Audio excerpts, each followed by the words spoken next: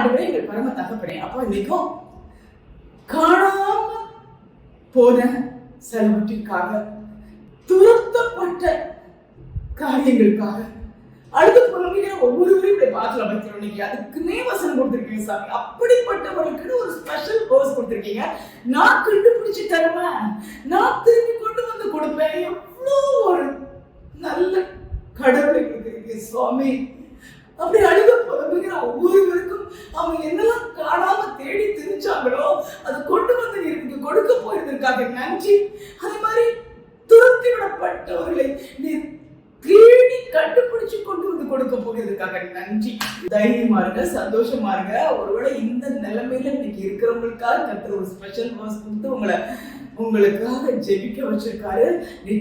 எழுந்து போனதை திருப்பி கிடைக்கும், கர்த்தர் கொண்டு வந்து தருவார். தேங்க்யூ.